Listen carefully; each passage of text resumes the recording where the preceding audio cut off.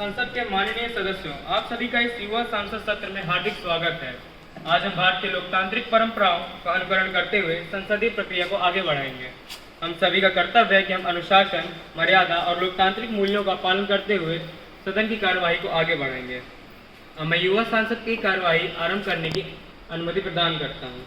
संसद सचिवालय कृपया आज की कार्यसूची प्रस्तुत करें।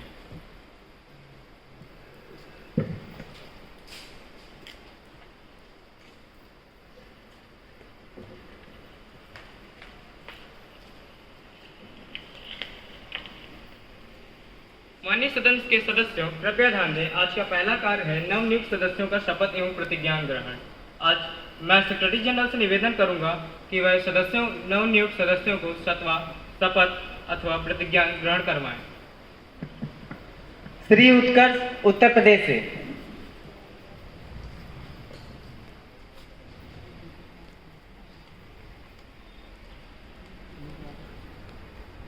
महोदय, क्या आप प्रतिज्ञा लेंगे या शपथ?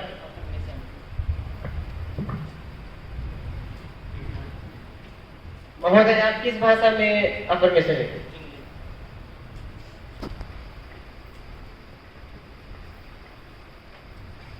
I, Utkarsh, do solemnly affirm that I will bear true faith and allegiance to the Constitution of India as by law established, that I will uphold the sovereignty and integrity of India, and that I will faithfully discharge the duty upon which I am about to enter. Thank you.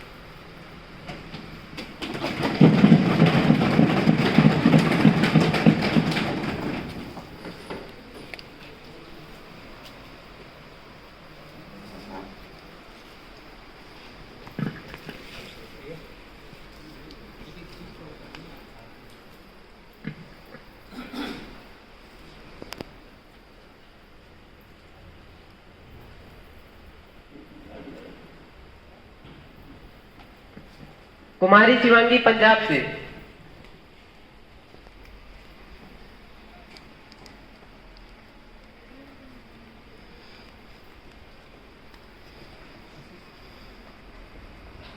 महोदय, आप शपथ लेंगी या प्रतिज्ञा?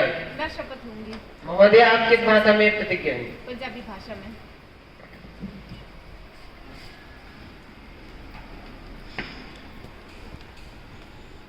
मैं शिवांगी प्रभु के नाम से मनी तौर से शपथ ਲੈਂਦੀ ਹਾਂ ਕਿ मैं सच्ची श्रद्धा ਅਤੇ ਭਰੋਸੇ ਨਾਲ ਭਾਰਤ ਦੇ ਸੰਵਿਧਾਨ ਦੀ ਰੱਖਿਆ ਕਰਾਂਗੀ, ਇਸ ਦੇ ਕਾਨੂੰਨਾਂ ਦਾ ਪਾਲਣ ਕਰਾਂਗੀ, ਦੇਸ਼ ਦੀ ਸਰਵਭੌਮਤਾ ਅਤੇ ਅਖੰਡਤਾ ਨੂੰ ਬਰਕਰਾਰ ਰੱਖਾਂਗੀ ਅਤੇ ਜਿਸ ਕਾਰਨ ਲਈ ਮੈਂ ਸਦਨ ਦੀ ਮੈਂਬਰ ਬਣੀ ਹਾਂ ਉਸ ਨੂੰ ਨਿਭਾਵਾਂਗੀ।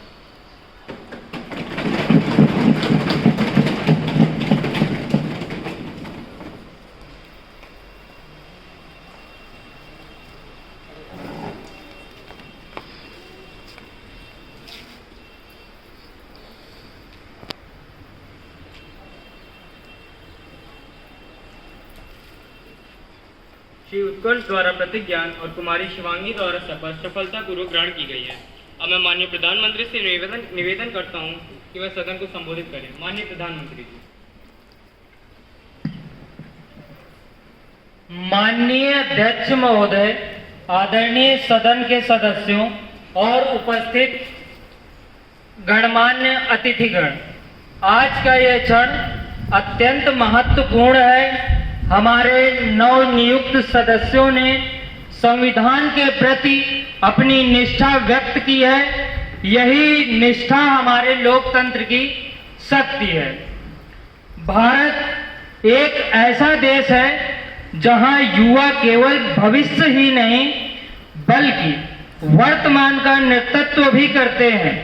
मैं आशा करता हूं कि हमारे सभी युवा सदस्य राष्ट्र हित को सर्वोपरि मानकर कार्य करेंगे और लोकतांत्रिक परंपराओं को और भी सशक्त बनाएंगे।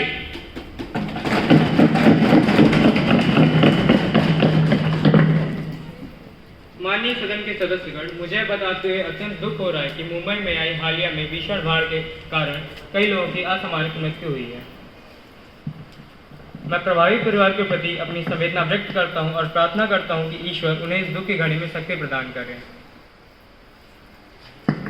माननीय अध्यक्ष महोदय, मैं इस सदन में शोक प्रस्ताव रखते हुए यह कहना चाहता हूं कि मुंबई में आई भीषण बाढ़ से संख्य लोगों ने अपने प्रियजनों को खोया है।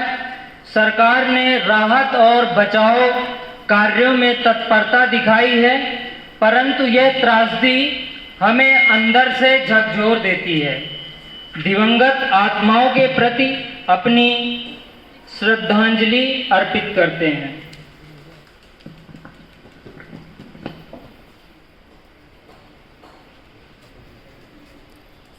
Honorable Speaker, on behalf of the opposition, I also express my deepest condolences. This incident is not only a personal loss for affected families, but also loss for an entire nation. We urge the government to provide all possible help to the affected families. सदन दिवंगत आत्माओं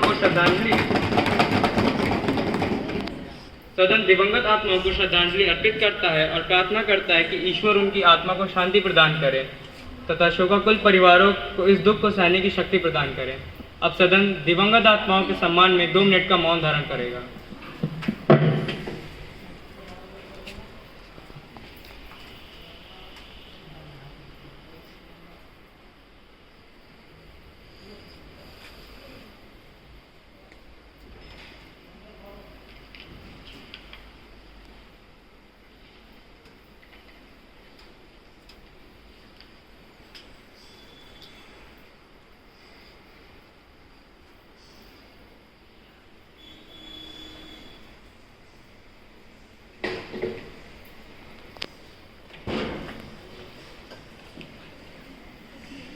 Honorable members, on behalf of this prestigious house, I am very happy to welcome the President of the French Youth Parliament, Mahamahim Shriman Nicolas Bay, along with the other members and dignitaries of the French Youth Parliament.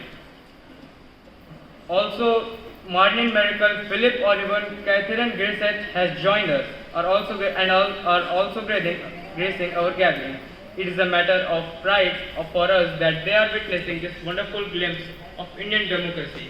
I would like to invite them. India believes in the tradition of Atiti Devo Bhava, and we are proud that all of you are present among us today. The French President arrived in India on 27 August 2025. Before reaching our youth parliament, they have also visited our historical cities like Jaipur and Mumbai. To them, we extend our best wishes and congratulations to the members of the French Youth Parliament and to the all other dignitaries of the French Parliament.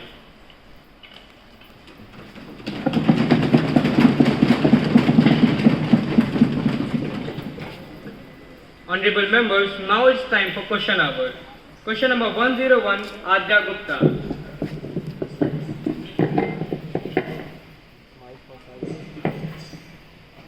Will the Minister of Railways be pleased to state the measures taken by the government to improve passenger safety in trains? What steps are being taken to modernize railway stations for public convenience? Will the Minister inform whether the steps are being taken towards eco-friendly operations?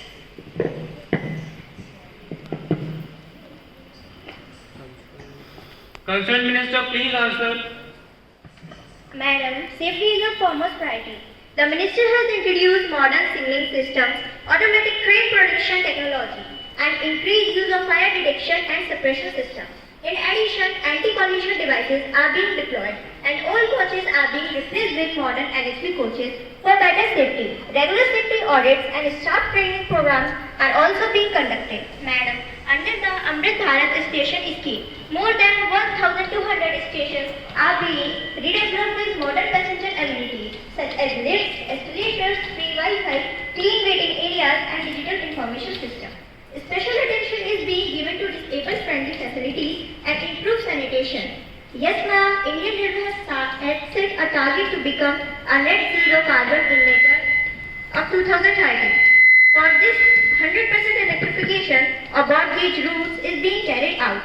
Energy-efficient LED lights are installed in stations and coaches. Solar panels are being fitted and biotoilets have been introduced in trains to protect the environment.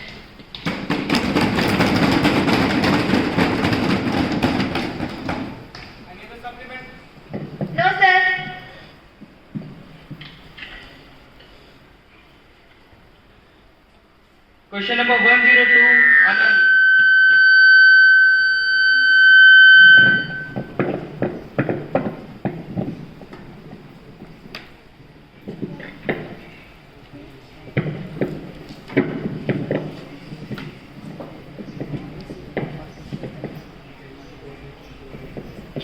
माननीय अध्यक्ष महोदय, क्या गृह मंत्री सभा को यह बताने की कृपा करेंगे कि देश में आंतरिक सुरक्षा सुनिश्चित करने के लिए क्या कदम उठाए जा रहे हैं और साइबर अपराध, डिजिटल सुरक्षा जैसे खतरों से निपटने के लिए क्या अपराध किए जा रहे हैं? मंत्रालय देश में आपदा प्रबंधन में किस प्रकार सहयोग कर रहा है?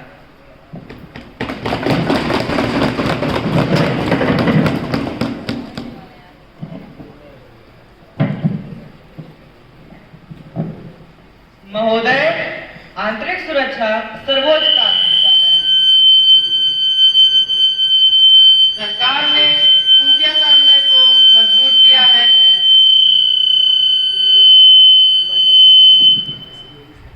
पुलिस बलों का आधुनिकीकरण किया है और उन्नत निगरानी तकनीक का इस्तेमाल किया है। नागरिकों की सुरक्षा सुनिश्चित करने के लिए केंद्रीय और राज्य एजेंसियों के बीच समन्वय से आतंकवाद विरोधी अभियान चलाए जा रहे हैं। महोदय, साइबर अपराधों की निगरानी और उनका मुकाबला करने के लिए भारतीय साइबर समन्वय केंद्र I4C की स्थापना की गई है। साइबर फॉरेंसिक प्रशिक्षण, जागरूकता कार्यक्रम और एक राष्ट्रीय साइबर अपराध रिपोर्टिंग पोर्टल सक्रिय है। सरकार एक सुरक्षित डिजिटल वातावरण सुनिश्चित करने के लिए प्रौद्योगिकी कंपनी के साथ मिलकर काम कर रही है। महोदय, राष्ट्रीय आपदा प्रतिक्रिया बल NDRF और राज्य आपदा प्रतिक्रिया बल बचाव और राहत के लिए आधुनिक उपकरणों से लैस है। पूर्व चेतावनी प्रणालियों में सुधार किया गया है और आपदा तैयारी अभ्यास नियमित रूप से आयोजित किए जाते हैं। राष्ट्रीय चक्रवात जोखिम न्यूनीकरण परियोजना जैसी योजनाएं प्राकृतिक आपदाओं के दौरान लोगों की जान बचाने में मदद कर रही है। Supplementary question.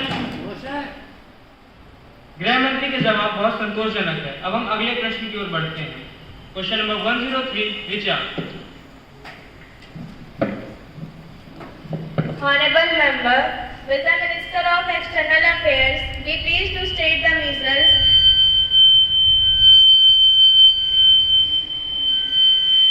taken by the government to strengthen India's relations with neighboring countries. What steps have been taken to protect the interests of Indians living abroad? How is the ministry promoting India's image and soft power globally?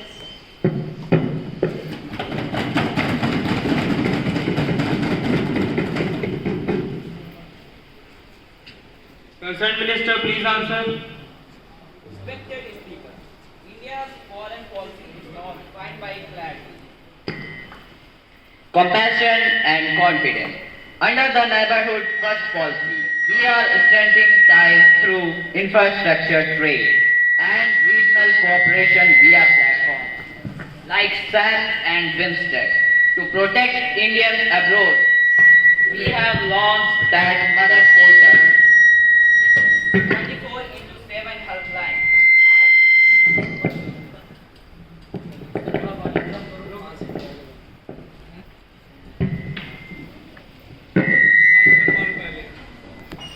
Passion and confidence. Under the Neighborhood First policy, we are strengthening ties through infrastructure, trade, and regional cooperation with via platforms like SAC and BIMSTEC nations.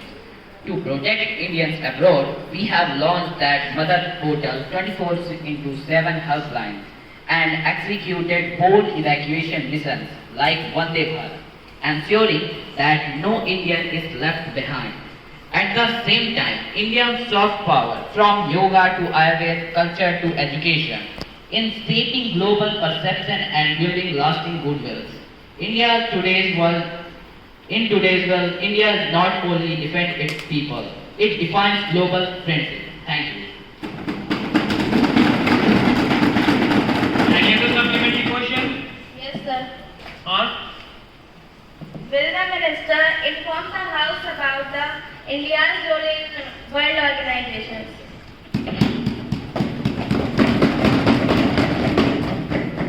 Sir, today India stands not at the sidelines of global affairs, but at the heart of global leadership.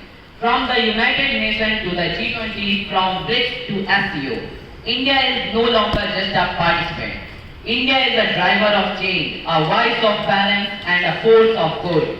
We champion the concern of global south, pushing forward agendas and matters like climate action, sustainable growth, counter-terrorism, reforming governance. At a time when the world faces division and disruption, India builds bridges, uniting developed and developing nations under a shared vision for progress.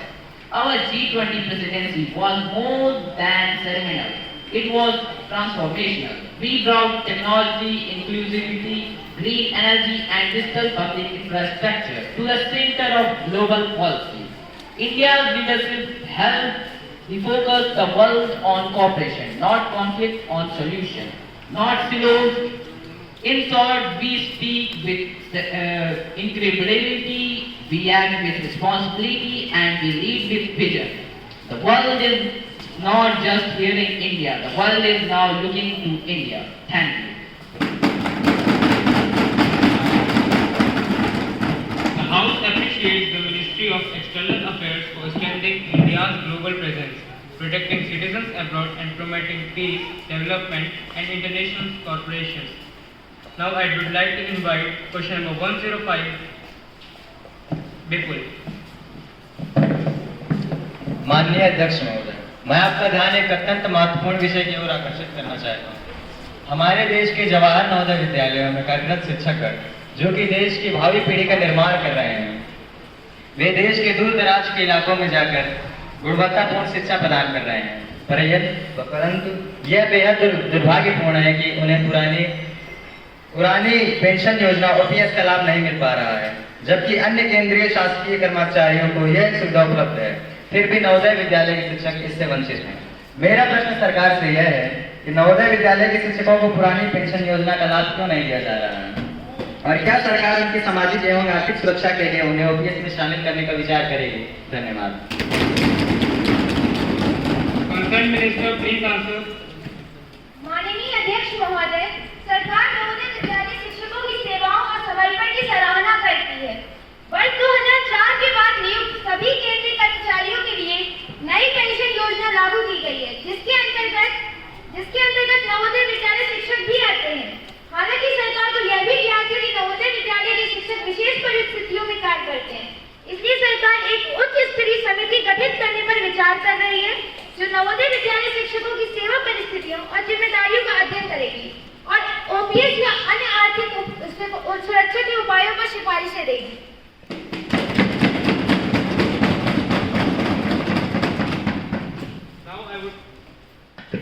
Now I would like to invite question number 106, Arnav.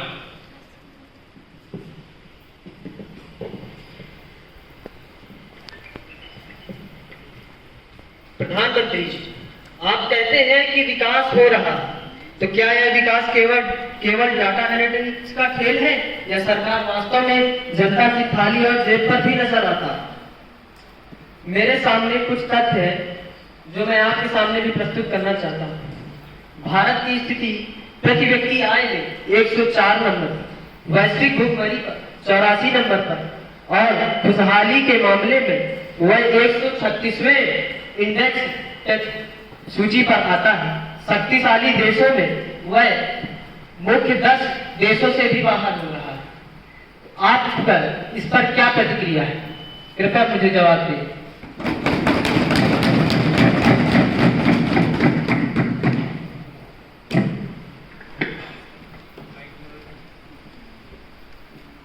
हम वो हैं जो वादों से नहीं परिणामों से पहचान बनाएंगे, इतिहास के पन्नों में नहीं जनता के दिलों में नाम कमाएंगे।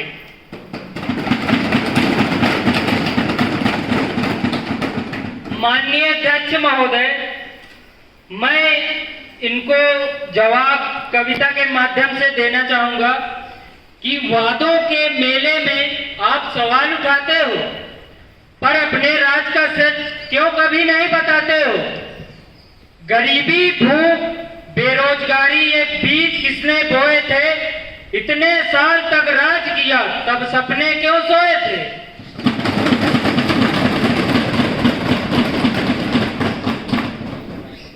हमने तो गरीब के घर चूल्हा जलाया है, हर खेत में नल से जल पहुंचाया है। और अंत में मैं बस इतना कहना चाहूंगा कि आंकड़ों का खेल नहीं, धरती पर कान है। आंकड़ों का खेल नहीं, धरती पर काम है। विकास नहीं दिखता तो आपकी आंखों में धुआं है। जनता ने बार बार भरोसा हम पर जताया क्योंकि विपक्ष ने सिर्फ सवाल और हमने नया भारत बनाया।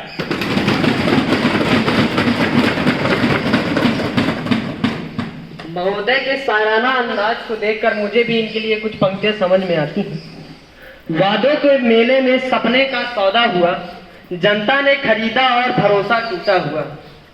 अब पूछते हैं आपसे, ऐ प्रधानमंत्री जी, क्या अच्छे दिन केवल कागजों पे छपा हुआ?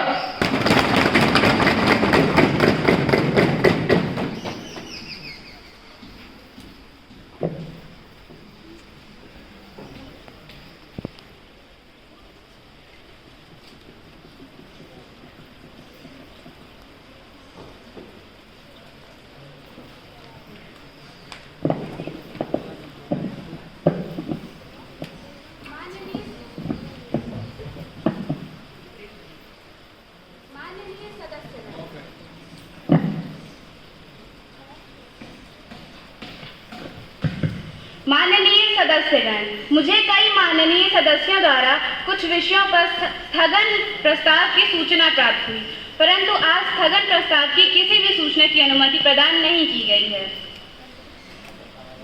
सभा पटल पर रखे जाने वाले पत्र आइटम नंबर 2, सुश्री साक्षी। माननीय अध्यक्ष महोदय, मैं आपकी अनुमति से आज की कार्यसूची अपने सहयोगी श्री अभिनव द्विवेदी के नाम के सामने क्रमांक 2 पर वर्णित कागजात आपकी अनुमति से सदन के पटल पर रखती हूँ। Item number 3, Shri Shivam Pal ji.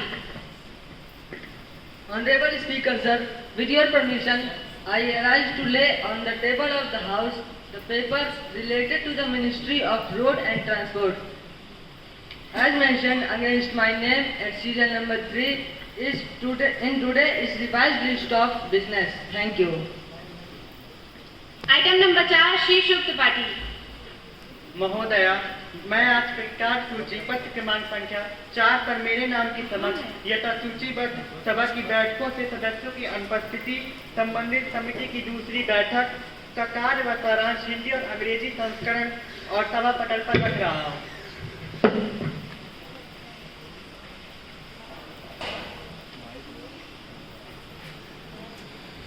I now invite the Agriculture Ministry to present report on the work done by Agriculture Ministry.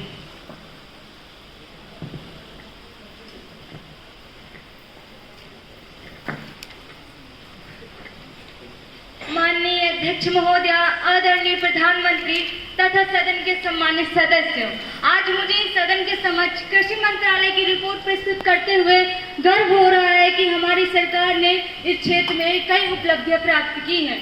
जैसे प्रधानमंत्री किसान सम्मान निधि योजना के अंतर्गत अब तक करोड़ों किसानों को प्रत्यक्ष लाभ पहुंचा है। सूक्ष्म सिंचाई और जल संरक्षण तकनीकी से फसलों की पैदावार में भी बढ़ोतरी हुई है। जैविक एवं प्राकृतिक खेती को प्रोत्साहन देकर किसानों की लागत घटाने और मुनाफा बढ़ाने में भी मदद की गई है। यही नहीं बल्कि इसके अलावा हमारी सरकार ने कई परियोजनाएं भी जारी की हैं, जैसे प्रधानमंत्री फसल बीमा योजना से किसानों को प्राकृतिक आपदाओं से होने वाले नुकसान से भरपाई मिल रही है। किसान उत्पादन संगठन का गठन किया गया है ताकि छोटे किसानों को सामूहिक शक्ति मिल सके।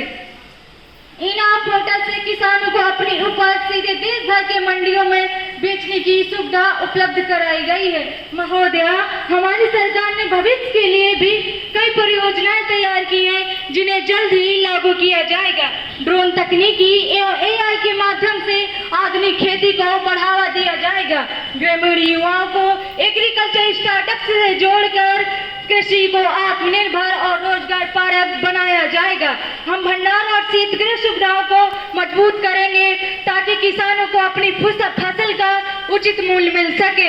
माननीय अध्यक्ष महोदय, कृषि मंत्रालय का संकल्प है कि किसानों की आय बढ़ाई जाए, खेतों को लाभकारी बनाया जाए और भारत को विश्व का अनाज भंडार बनाए रखा जाए। जय जवान, जय किसान, जय Hind. Honorable members, I now invite the Finance Minister to present a brief report on the national financial status for the current fiscal year. Honorable Speaker and respected member, I am pleased to present a brief financial report for the fiscal year 2024 to 25 before this House. Physical management and growth. This year, the GDP growth rate has reached 6.8%, showing steady improvement. The fiscal deficit has been contained at 5.1% of the GDP, ensuring the financial discipline. Revenue and tax reform. GST collection has increased by 15%, providing more funds to the state. Direct tax revenue has risen by 12%, strengthening welfare schemes and infrastructure. Welfare and development initiatives. Under the Pradhan Mantri Garib Kalyan Yojana, over 80 crore citizens benefited from subsidies. A special fund of rupees 50,000 crore has been allocated for the Prime Minister Employment Mission. Future priorities. 30,000 crore is earmarked to boost up the Startup India and Made in India initiatives. Enhanced investment are planned for green energy projects to ensure the sustainable growth. Honorable Speaker, our vision is to build a developed India by 2047 to the inclusive and sustainable economic growth. I request the cooperation of this House in achieving these goals. Thank you.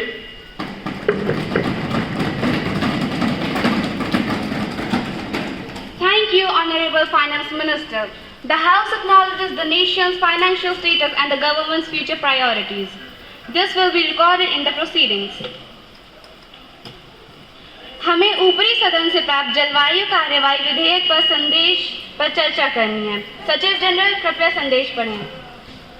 माननीय अध्यक्ष महोदय, ऊपरी सदन ने विधेयक को समर्थन दिया है, परंतु धन आवंटन, राज्यों की भागीदारी और कार्यान्वयन तंत्र पर कुछ संशोधन सुझाव है। सदन से इन पर पुनः विचार का आग्रह किया गया। सत्तारूढ़ दल के नेता कृपया सरकार का पक्ष रखें।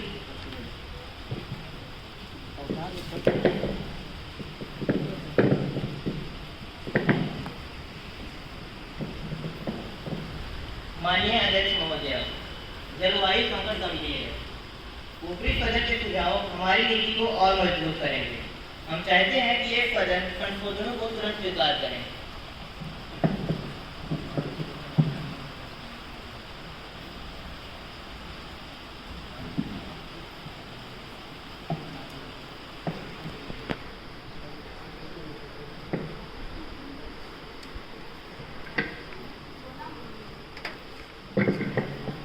इतनी जल्दबाजी क्यों? धन का केंद्रीकरण फंड निकाल के अधिकार छीन लेगा। हम चाहते हैं कि हर संशोधन पर विस्तृत समीक्षा हो।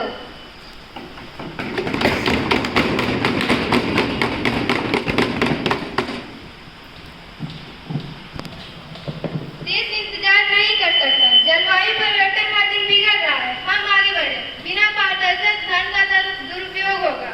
हमें पहले जवाबदेही चाहिए।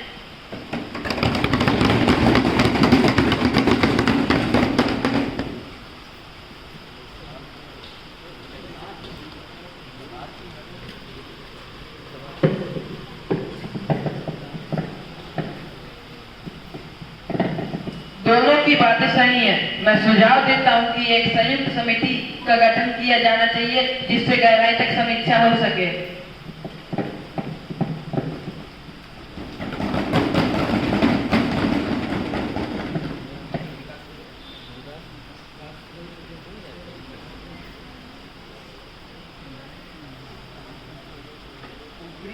माननीय सदन अध्यक्ष,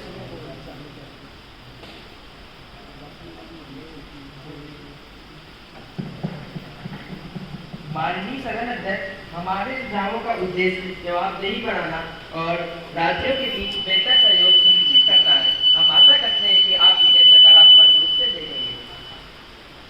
माननीय सदस्यों, दोनों पक्षों की राय महत्वपूर्ण है, इसलिए यह निर्णय लिया जाता है कि संयुक्त समिति गठित की जाएगी। समिति संशोधनों की समीक्षा कर अपनी रिपोर्ट अगले सत्र में प्रस्तुत करेगी।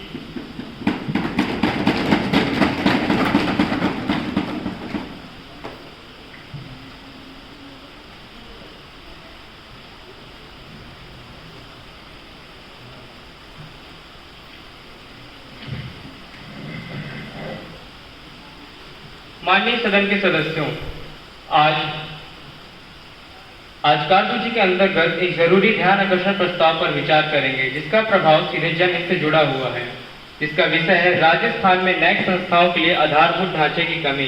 मैं पहले सत्ता पक्ष के सदस्य को आमंत्रित करता हूं कि वह पहला ध्यान आकर्षण प्रस्ताव प्रस्तुत करे। तनुश्री। माननीय अध्यक्ष, मैं राजस्थान उच्च न्यायालय द्वारा उठाए गए प्रश्न की ओर सरकार का ध्यान आकृष्ट करना चाहती हूँ। न्यायिक व्यवस्था, न्यायिक बुनियादी संरचना जैसे न्यायालय भवन, महिला शौचालय, बाल देखभाल कर कई नए जिलों पर अनुपलब्ध है। उच्च न्यायालय ने 24.29 करोड़ के बजट में केवल 10 करोड़ रुपए विमोचित किए जाने पर चिंता व्यक्त की। क्या सरकार इन प्राथमिक सुविधाओं को शीघ्र उपलब्ध कराने के लिए त्वरित ठोस कदम उठा रही है?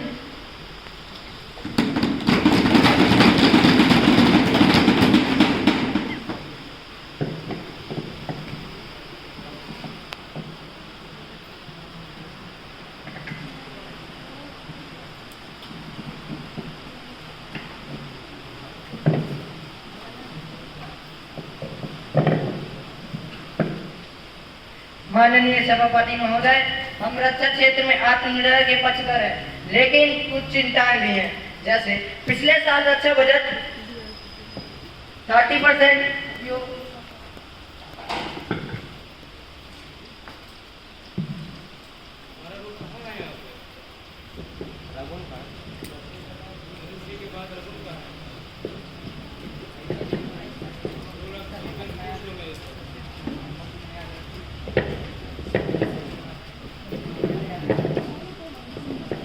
माननीय अध्यक्ष महोदय, सदस्य सी ने एक अत्यंत संवेदनशील विषय उठाया है।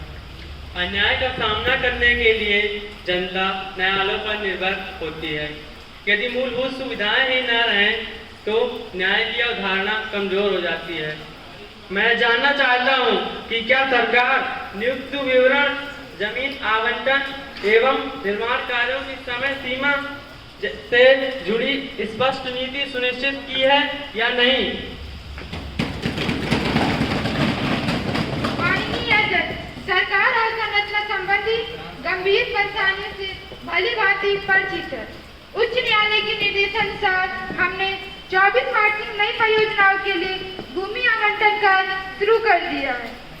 324.29 करोड़ रुपए के लागत में से कटौती कर बजट बढ़ाने पर विचार चल रहा है। महिला शौचालय और बाल देखभाल कक्ष जैसी सुविधाएं प्राथमिकता पर है। इन्हें सत्र के भीतर पूरा करने का लक्ष्य निर्धारित किया गया है।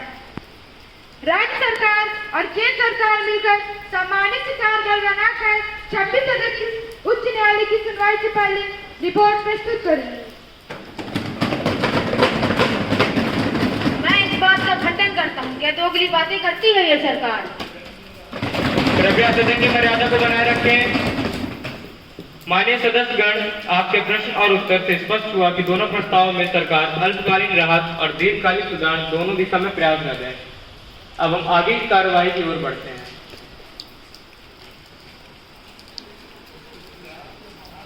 माननीय सदस्यों, आज सदन में विपक्ष द्वारा लाया गया अविश्वास प्रस्ताव पर चर्चा होनी है। विपक्ष के नेता कृपया अपना पक्ष रखें। माननीय अध्यक्ष, ये सरकार जनता की उम्मीदों पर खड़ी नहीं होती। बेरोजगारी बढ़ी है, महंगाई अपनी चरम सीमा पर है, वादे अधूरे। इसलिए हम ये कह सकते हैं कि ये सरकार अपना विश्वास खो चुकी है।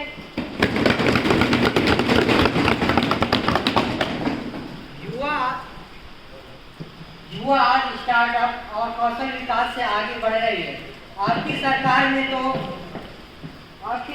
में तो भ्रष्टाचार ही चर्चा का विषय था। दोनों की बातें सुनी है, पर फैसला हमें जनहित में लेना है।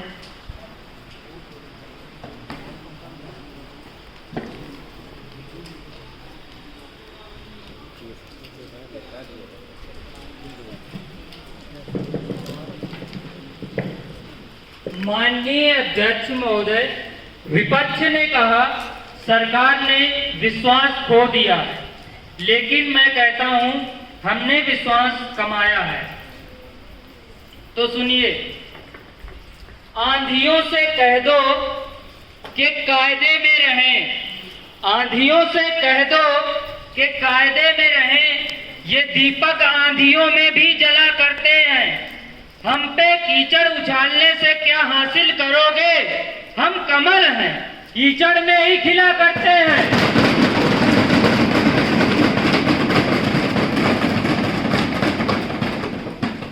माननीय अध्यक्ष, विपक्ष सिर्फ समस्याएं गिनाता है, हम समाधान भी लाते हैं और नतीजे भी। बेरोजगारी से निपटने के लिए हमने स्टार्टअप इंडिया, स्किल इंडिया और मेक इन इंडिया जैसे अभियान चलाए हैं। महंगाई को काबू में रखने के लिए सब्सिडी, एमएसपी और राशन योजनाएं चलाई हैं। देश की छवि को वैश्विक मंचों पर मजबूत किया और भारत को एक नए युग का नेता बनाया। हम सिर्फ वादे नहीं करते, हम इतिहास बनाते हैं। जनता का विश्वास हमारे साथ है, क्योंकि हमारे इरादे साफ हैं और प्रयास अनगिनत। जय हिंद।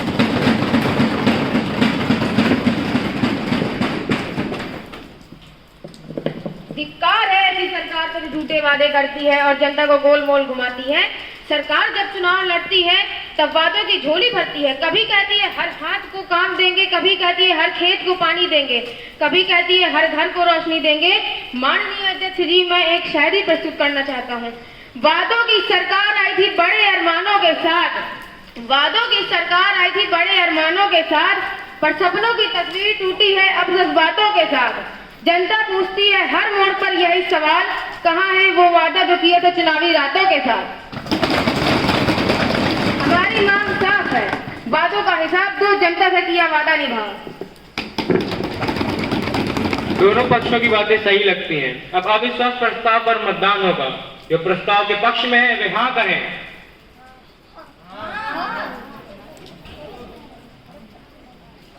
जो प्रस्ताव के पक्ष में है वह हाँ कहें। जो प्रस्ताव के विपक्ष में है वो ना कहें। परिणाम कुछ इस प्रकार है, ना में मुझको ज्यादा आवाज सुनाई दी।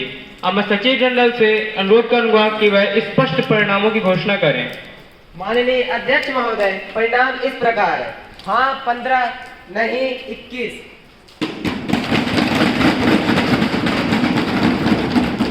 जैसा कि आप सभी जानते हैं, ना की बहुमत ज्यादा थी, इसलिए अविश्वास प्रस्ताव अस्वीकृत होता है। सरकार अपना कार्यकाल जारी रखेगी।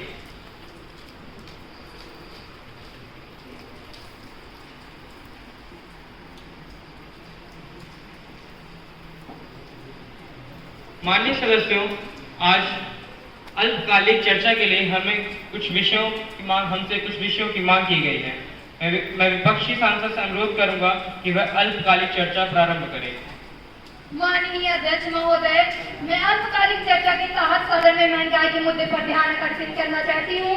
रसोई गैस, पेट्रोल, डीजल, सब्जियां, दाल इत्यादि रोजमर्रा की जरूरतों की चीजें कीमतें लगातार बढ़ती जा रही हैं। आम आदमी की रसोई की बजट पूरी तरह प्रभावित हो चुका है और किसान और पेट्रोल डीजल की बढ़ती लागत से परेशानियां झेलनी पड़ रही है। माननीय अध्यक्ष महोदय, हम चाहते हैं कि इस विषय में तत्काल ही चर्चा हो।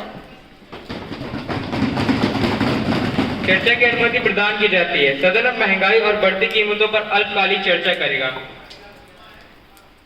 कृपया विपक्षी सांसद इसका उत्तर दें।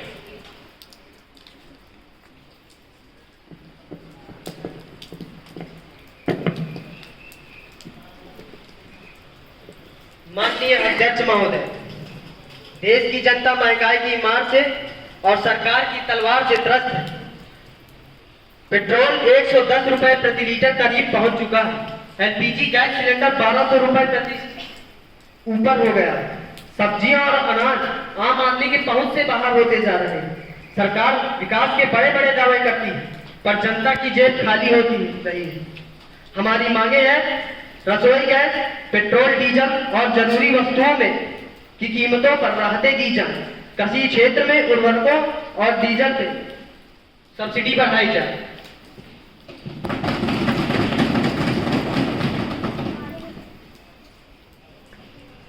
माननीय सभापति महोदय, सरकार महंगाई के प्रभाव को पूरी तरीके से समझती है और इसके लिए कई कदम उठाए गए हैं।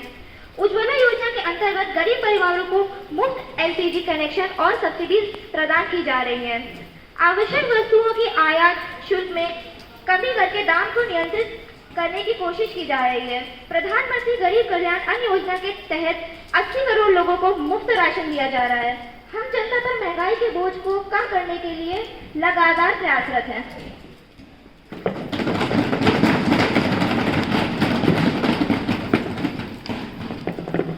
माननीय अध्यक्ष महोदय, मैं सरकार से आग्रह करता हूं कि बढ़ती महंगाई के चलते आज हमारे देश के मध्य वर्ग और किसान दोनों का जीवन यापन करने में काफ़ी कठिनाइयों का सामना करना पड़ रहा है।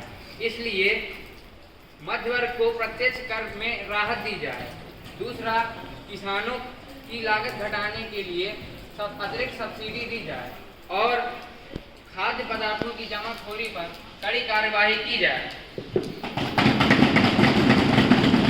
सदन इस बात को स्वीकार करता है कि महंगाई आज देश की जनता के लिए गंभीर समस्या है। इसलिए निम्न सिफारिशें की जाती हैं कि जरूरी वस्तुओं की कीमतों को नियंत्रित करने के लिए तत्काल कदम उठाए जाएं। गरीब और मध्यम वर्ग के लिए अधिक सब्सिडी और राहत योजनाएं लागू की जाएं।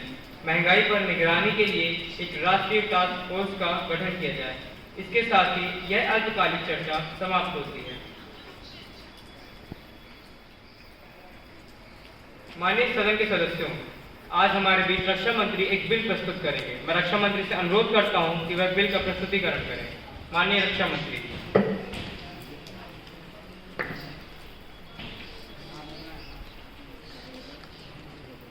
माननीय अध्यक्ष महोदय, मैं सदन में राष्ट्रीय रक्षा नवाचार एवं आत्मनिर्भरता विधेयक 2025 प्रस्तुत करने की अनुमति चाहता हूँ। अनुमति है। इस विधेयक का उद्देश्य है रक्षा क्षेत्रों में आयात पर निर्भरता कम करना, देश में आधुनिक हथियार, ड्रोन और साइबर सुरक्षा तकनीक का स्वदेशी उत्पादन बढ़ाना, युवाओं और स्टार्टअप्स को रक्षा अनुसंधान एवं नवाचार में जोड़ना, सैनिकों के लिए आधुनिक उपकरण और बेहतर कल्याणकारी योजनाएं लागू करना। माननीय सदन, विकसित भारत 2027 के संकल्प के लिए हमें रक्षा के क्षेत्र में पूरी तरह आत्मनिर्भर होना होगा। रक्षा मंत्री महोदय, आपको विधेयक का विवरण प्रस्तुत करने के लिए अनुमति तो दी गई है, परंतु आप इसको और विस्तार पूर्वक विवरित करें ताकि पूरे सदन के सदस्यों को यह बिल समझ में आए। माननीय सदन, इस विधेयक के मुख्य प्रावधान निम्नलिखित हैं। स्वदेशी हथियार निर्माण 2030 तक रक्षा क्षेत्र के 70% उपकरण भारत में निर्मित होंगे। रक्षा नवाचार मिशन, IIT, IIT और युवाओं के लिए स्टार्टअप इंक्यूबेशन सेंटर बनाए जाएंगे। साइबर सुरक्षा को बढ़ावा, रक्षा नेटवर्क पर साइबर हमलों को रोकने के लिए AI आधारित सुरक्षा प्रणाली विकसित की जाएगी। सैनिक कल्याण को पूर्व सैनिकों और उनके परिवार के लिए 15,000 करोड़ रुपए का विशेष कोष। महिलाओं की भागीदारी, सेना, वायुसेना और नौसेना में महिलाओं की भर्ती 30% तक बढ़ाई जाएगी। माननीय सभापति महोदय, अब रक्षा क्षेत्र में आत्मनिर्भर के पक्ष है, लेकिन कुछ चिंताएं हैं।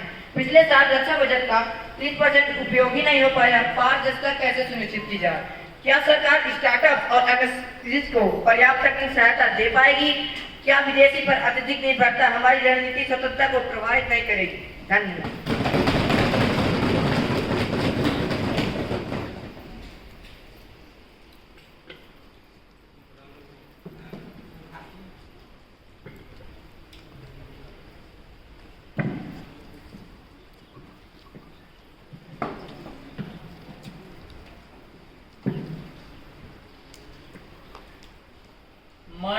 अध्यक्ष महोदय, यह विधेयक केवल हथियार बनाने का नहीं, बल्कि नए भारत की सामरिक शक्ति गढ़ने का है।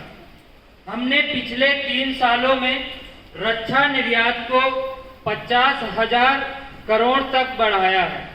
आने वाले समय में भारत न केवल रक्षा में आत्मनिर्भर होगा, बल्कि विश्व का प्रमुख रक्षा निर्यातक भी बनेगा। युवाओं को स्टार्टअप्स और अनुसंधान में असीमित अवसर मिलेंगे। यह विधेयक देशभक्ति और तकनीक का संगम है। अब हम राष्ट्रीय रक्षा नवाचार एवं आत्मनिर्भरता विधेयक 2025 पर मतदान कराएंगे। जो सदस्य इस विधेयक के समर्थन में कृपया हाँ कहें। जो सदस्य विरोध में है कृपया ना कहें। बहुमत से विधेयक पारित होता है। यह विधेयक भारत को रक्षा, तकनीक और आत्मनिर्भरता के नए युग में प्रवेश कराएगा। इसके साथ ही आज की कार्रवाई समाप्त होती है।